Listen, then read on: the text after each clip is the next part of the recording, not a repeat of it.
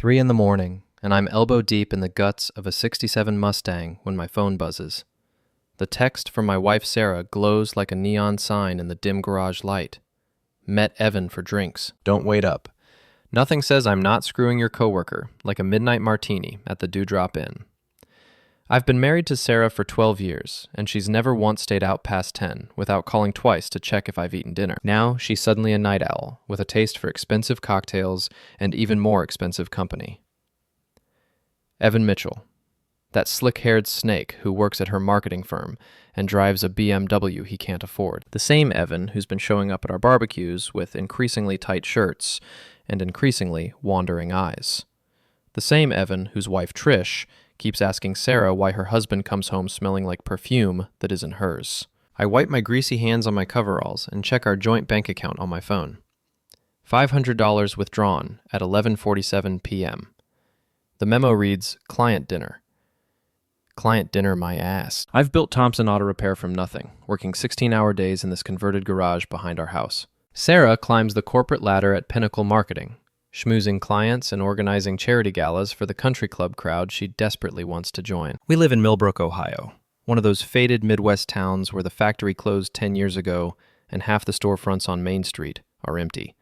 The other half survive on gossip and grudges that go back generations. Mrs. Fielding next door has been watching our house through her kitchen window for 8 years.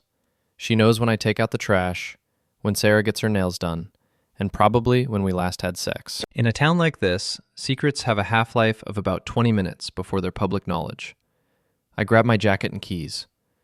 Time to do a little reconnaissance. The Dewdrop Inn squats on Route 34 like a guilty conscience, its neon sign flickering between vacancy and no vacancy, depending on which letters decide to work that night. Sarah's Honda sits in the parking lot next to Evan's BMW. Both cars strategically parked in the shadows, away from the main road. I pull into the Burger King across the street and kill the engine. Through my binoculars, a Christmas gift from Sarah that's proving more useful than she intended, I watch room 237. The curtains are drawn, but I can see shadows moving against the thin fabric. My phone buzzes. Sarah again. Running late. Love you. Love you too, sweetheart. I wait 47 minutes before they emerge. Evan exits first, looking around like a shoplifter, then signals for Sarah to follow. She's wearing the red dress I bought her for our anniversary last month, the one she said made her feel beautiful. They kiss goodbye in the parking lot. Not a friendly peck on the cheek, a full contact, hands in hair, press you against the car kiss that makes my stomach turn to acid. I snap 3 photos with my phone's camera, then watch them drive away in opposite directions. Sarah heads home. Evan heads to his own house on Elm Street, where his wife and 2 kids are probably fast asleep. The motel clerk is a skinny kid with acne and the dead eyes of someone who's seen too much for minimum wage. I slip him a 20. Room 237, I say. What name was it registered under? He glances at his computer screen. Mitchell, Evan Mitchell. How long they been coming here? About 3 months, every Tuesday and Friday night, twice a week, twice a goddamn week. I drive home slowly, my mind churning through possibilities. Sarah's car is already in the driveway, the house dark except for the porch light she left on for me. Always thoughtful, my Sarah. Always covering her tracks. I sit in my truck for 10 minutes, staring at our house. It's a modest, 2-story colonial with blue shutters and a white picket fence that Sarah insists on repainting every spring. We've been happy here. Or, I thought we had been. The front door is unlocked. Sarah's purse sits on the kitchen counter next to a glass of water and 2 aspirin, her usual hangover prevention ritual. I slip the motel receipt and one of the photos into her purse, then head upstairs. She's in bed, pretending to sleep. Her breathing is too controlled, too even. Real sleep sounds different. But I play along, stripping quietly and sliding under the covers. "How was your night?" she whispers in the dark. "Fix the Mustang's transmission." "How was your client dinner?" "Boring. You know how these corporate things are." "Yeah, I know exactly how they are." The next morning starts like every other morning for the past 12 years. Sarah makes coffee while I scramble eggs. She kisses my cheek and tells me about her day ahead.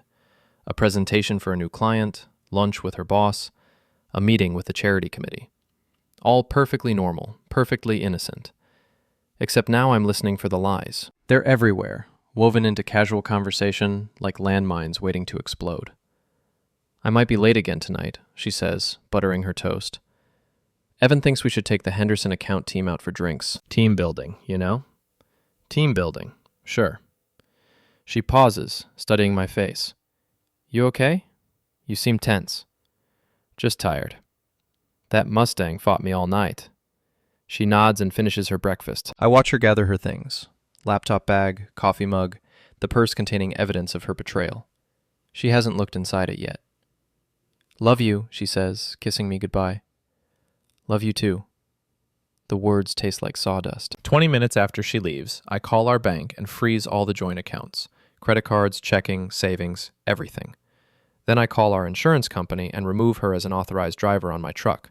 Small steps, but necessary ones. At the shop, my crew, Danny, Mike, and old Pete, can tell something's wrong. I'm usually good for a joke or two while we work, but today I'm all business.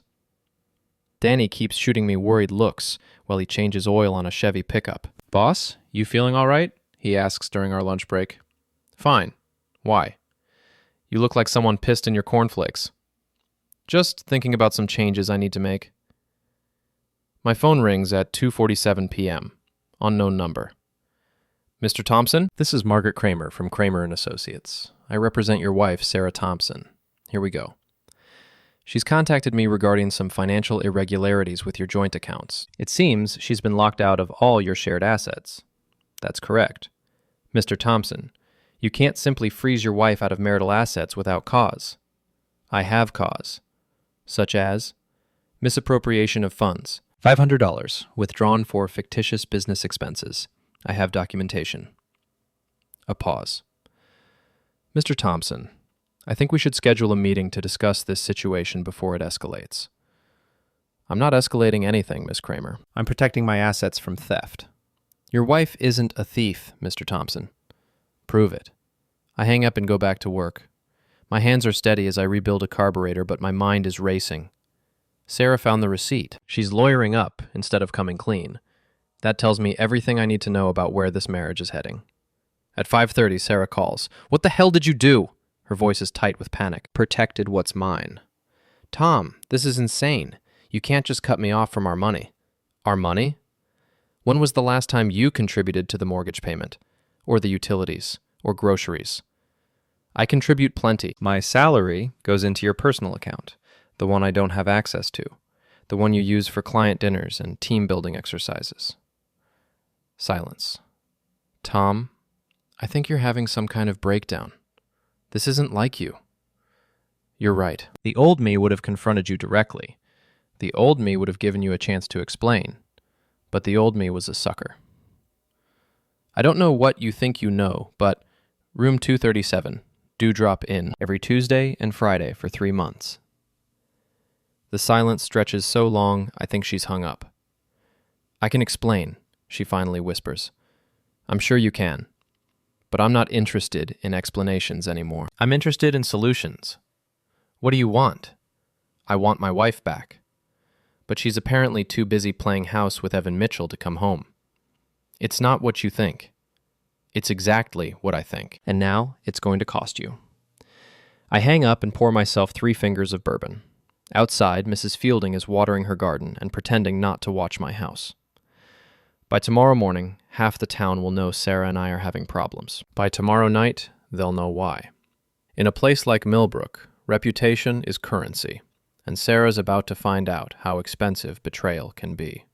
Sarah doesn't come home that night, or the next. She's staying at her best friend Jenna's house, the same Jenna who used to work at my shop until I caught her stealing from the register. The same Jenna who's been whispering poison in Sarah's ear for years about how she deserves better than a grease monkey husband.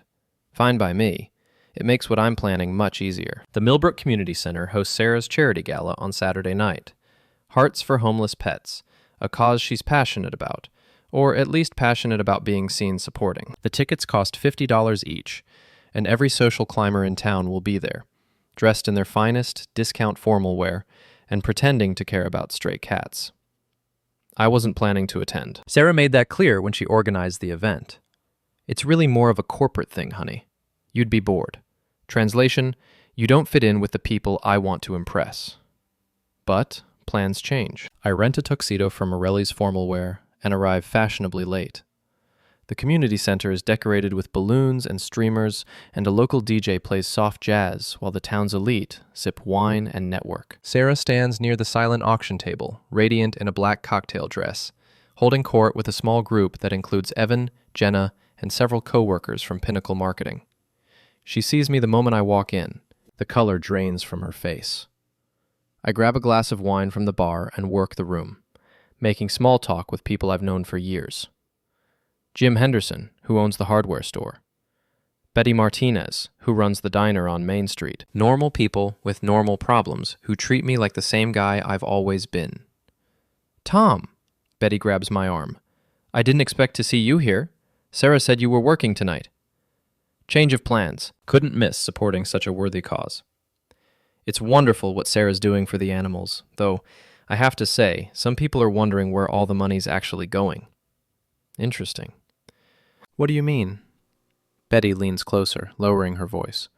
Well, the adoption fees from the shelter are supposed to go toward medical care and food.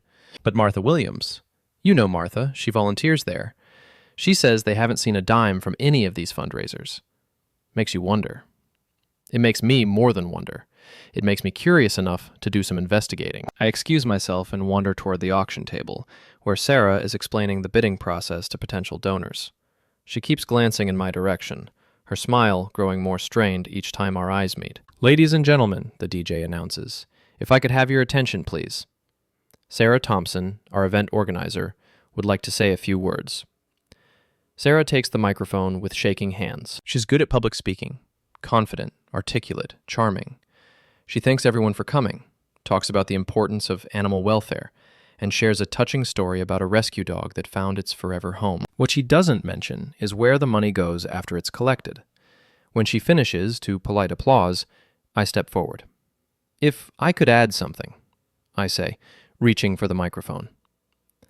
Sarah's eyes widen in panic. Tom, this isn't... Just a quick word from the husband of our wonderful organizer. The crowd murmurs approval. I take the microphone and look out at the faces watching me expectantly. I want to thank all of you for supporting this cause. It takes a special kind of person to dedicate themselves to helping those who can't help themselves. My wife Sarah has always been passionate about protecting the innocent and vulnerable. Sarah relaxes slightly. Maybe she thinks I'm going to play the supportive husband. She's wrong.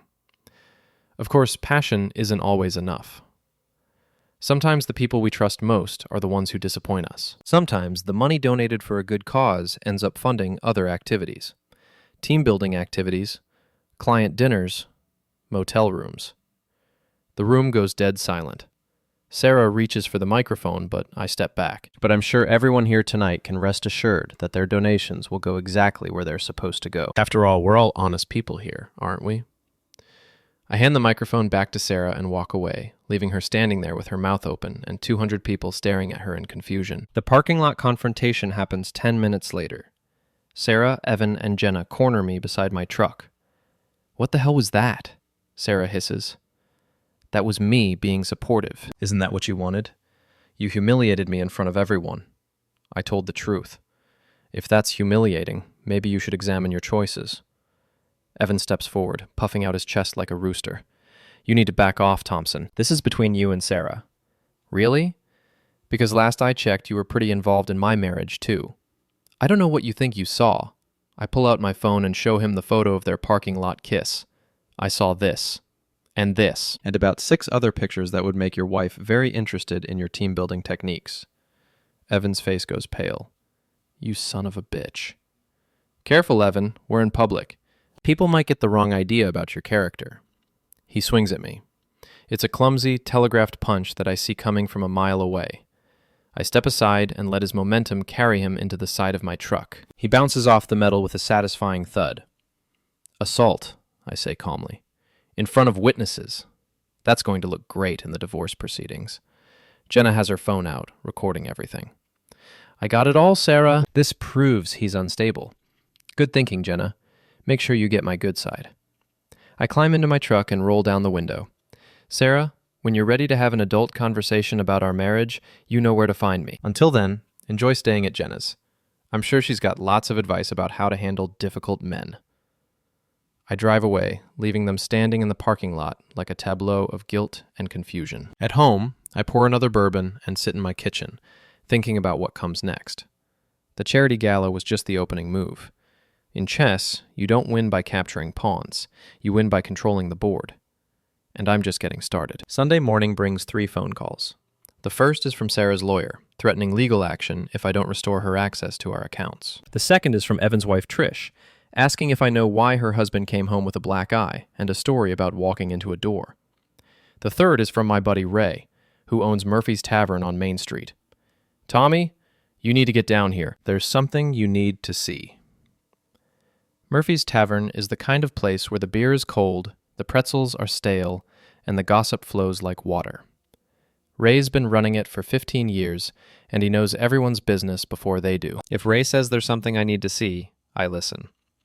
I find him behind the bar, polishing glasses with a rag that's seen better days. The place is empty except for old Bill Patterson, who's been nursing the same beer since the Clinton administration. What's so important it couldn't wait until after church, I ask.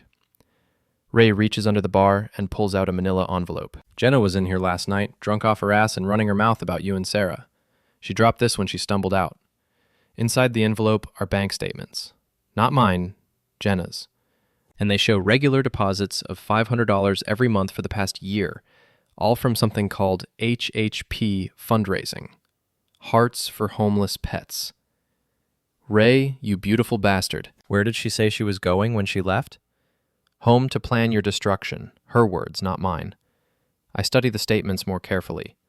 12 deposits, $6,000 total, all from the charity Sarah's been organizing fundraisers for, all going into Jenna's personal account. The pieces start falling into place. Jenna's been skimming money from the charity. Sarah either knows and doesn't care, or she's in on it. Either way, it explains how Jenna can afford her new car and her recent vacation to Florida. It also gives me leverage. I spend Sunday afternoon doing research. The Hearts for Homeless Pets charity is registered with the state, but the financial records are sparse.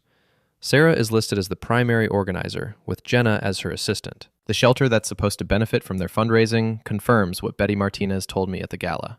They haven't received any money from recent events. By Sunday evening, I have enough evidence to bury both of them. Monday morning, I pay a visit to Pinnacle Marketing. The office is in a converted warehouse on the outskirts of town.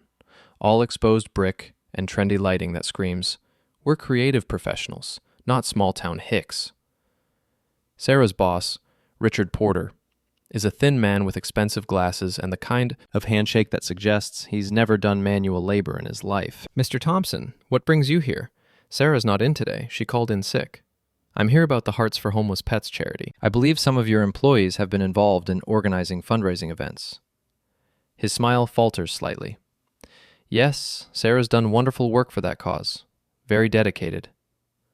I'm sure she is. I'm also sure you'd want to know if any of those funds were being misappropriated. I show him the bank statements and explain what I've discovered. Porter's face goes through several color changes as he processes the information. "This is very serious," he says finally. "If employees are using company resources to commit fraud." "I thought you should know before it becomes a legal matter." "Yes, absolutely. Thank you for bringing this to my attention." I leave the office feeling satisfied. Porter is the kind of corporate climber who won't hesitate to throw Sarah under the bus to protect his own reputation.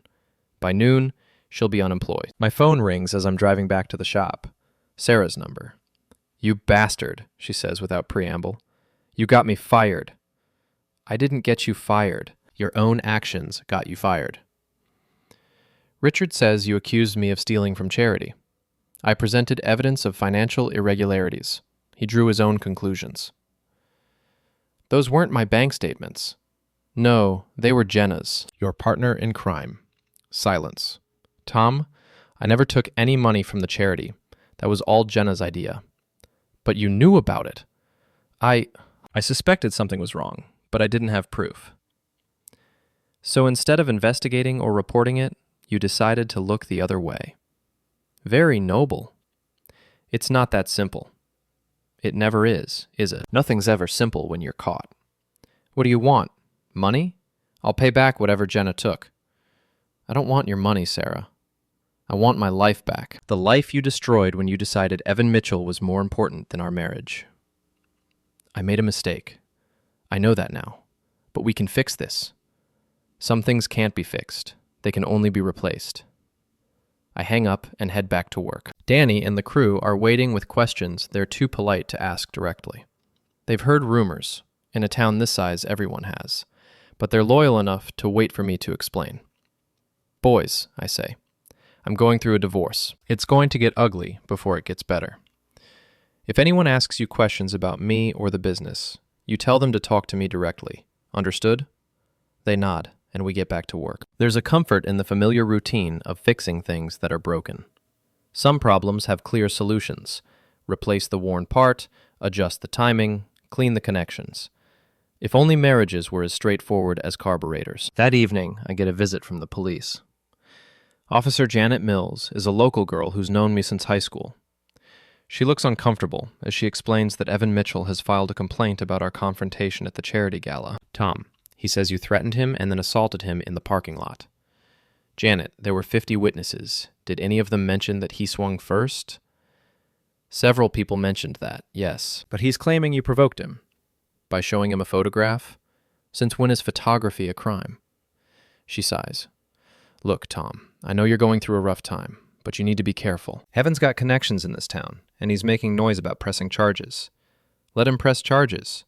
I've got witnesses, photographs, and a rock-solid case for self-defense. Just try to avoid him, okay? For everyone's sake. After she leaves, I sit on my front porch with a beer, watching Mrs. Fielding tend her garden in the fading light. She waves at me, and I wave back. Tomorrow she'll probably have new gossip to share with her bridge club. The police visiting the Thompson house. More evidence that the marriage is falling apart. Let them talk. In a town built on gossip and judgment, reputation is everything. And I'm about to show Sarah and her friends what happens when you try to destroy an honest man's reputation. The real war is just beginning. Tuesday brings rain and revelation. I'm in the shop early, trying to focus on work, when Danny bursts through the door with a newspaper in his hand. Boss, you need to see this. The Millbrook Gazette runs a weekly column called Community Corner, where local busybodies share news about upcoming events, recent achievements, and barely disguised gossip. This week's edition features a prominent item about the Hearts for Homeless Pets charity and questions about financial transparency. The article doesn't mention names, but it doesn't need to. Everyone in town knows Sarah organized those fundraisers. Everyone knows about our very public separation. The implication is clear. Something's rotten in the state of Denmark, and it smells like charity fraud. My phone starts ringing at 8 a.m. Reporters from the county newspaper want comments about the investigation.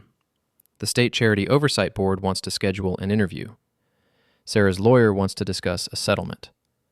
I don't answer any of them. Instead, I drive to Evan's used car lot on the south side of town. Mitchell's Motors is the kind of place that sells pre-owned vehicles with rolled back odometers and hidden damage. Evan inherited it from his father and runs it with the same casual dishonesty that characterizes everything else in his life. I find him in his office, a cramped trailer that smells like cheap cologne and desperation. He looks up when I walk in, his face cycling through surprise, fear, and anger. "You've got some balls showing up here," he says. "We need to talk." "I've got nothing to say to you." "Then listen. Your wife called me this morning. Seems she found some interesting text messages on your phone. Messages from my wife. Messages that paint a very clear picture of your relationship." Evan's face goes pale. Trish would and did. She's filing for divorce, Evan. She's taking the kids, the house, and half your business. All because you couldn't keep it in your pants. He slumps in his chair like a deflated balloon. "What do you want?" "I want you gone. Out of town, out of Sarah's life, out of my sight. You've got 48 hours. "I can't just leave. I've got a business, responsibilities." "You had a family too. Didn't stop you from throwing that away." I lean across his desk, close enough to smell the fear sweat on his skin. 48 hours, Evan. Or I start sharing those photos with everyone in town. Your customers, your employees, your kids' teachers, everyone. I leave him sitting there, staring at the ruins of his life. Back at the shop, I have another visitor waiting. Jenna stands beside her car, arms crossed, trying to look defiant despite the obvious panic in her eyes. "You son of a bitch," she says when I get out of my truck. "You destroyed Sarah's life." Sarah destroyed her own life. I just documented it. She never did anything to you except try to be happy. Happy? Is that what you call stealing money from homeless animals? Is that what you call adultery? Jenna's defiance crumbles. The charity thing wasn't her idea. That was all me. But she knew about it. She suspected, but she didn't know for sure.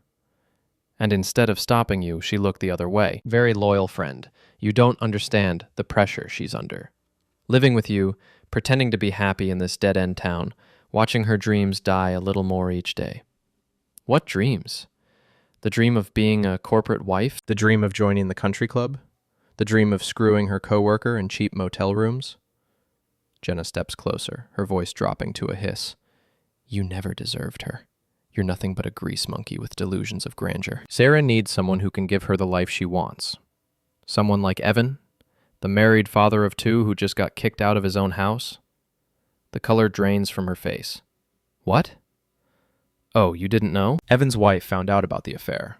She's filing for divorce, taking everything. Your friend Sarah picked a real winner. I can see the wheels turning in Jenna's head as she processes this information. Her grand plan to help Sarah escape her boring life has backfired spectacularly. This is all your fault, she says weakly. No, Jenna. This is all your fault. You're the one who convinced Sarah she deserved better. You're the one who encouraged the affair. You're the one who stole money from charity. I just made sure everyone found out. She gets in her car and drives away without another word. That evening, Sarah finally comes home. I'm in the kitchen making dinner when I hear her key in the lock. She appears in the doorway, looking haggard and defeated, her usual polish replaced by exhaustion and despair. Can we talk? She asks. Sure. Want some coffee? She nods and sits at the kitchen table where we've shared thousands of meals over the years. I pour 2 cups and join her, noting how she avoids my eyes. I lost my job, she says. I heard.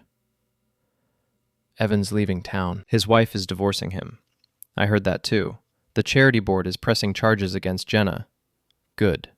She finally looks at me, and I see tears in her eyes. Tom, I'm sorry. I know that doesn't fix anything, but I need you to know that I'm sorry. For which part? The affair? The lying? The stealing? Or just for getting caught? All of it. I made terrible choices and I hurt you, and I'm sorry. Why, Sarah? We had a good life. Not perfect, maybe not exciting, but good. Why wasn't that enough? She wipes her eyes with a paper napkin. I don't know. I felt trapped, I guess. Like I was disappearing into this small-town life, becoming invisible. Evan made me feel special, important. And I didn't? You did, but it was different, comfortable, safe. I wanted to feel dangerous again. Well, congratulations, you succeeded. We sit in silence for several minutes. Outside, I can hear Mrs. Fielding's television through the thin walls of her house. Normal sounds of normal people living normal lives. What happens now? Sarah asks. Now you live with the consequences of your choices. You find a new job, hopefully in another town. You pay back the money Jenna stole. You figure out how to rebuild your reputation. What about us? I look at my wife, my soon-to-be ex-wife, and feel nothing but sadness. Not anger anymore, not betrayal, just the deep sadness of something good that's been broken beyond repair. There is no us, Sarah. You made sure of that when you chose Evan over our marriage. She nods, tears flowing freely now. I know. I hoped maybe. Some things can't be fixed. They can only be replaced. She stands up, leaving her coffee untouched. I'll get my things and go back to Jenna's. Take your time. I'll be in the shop.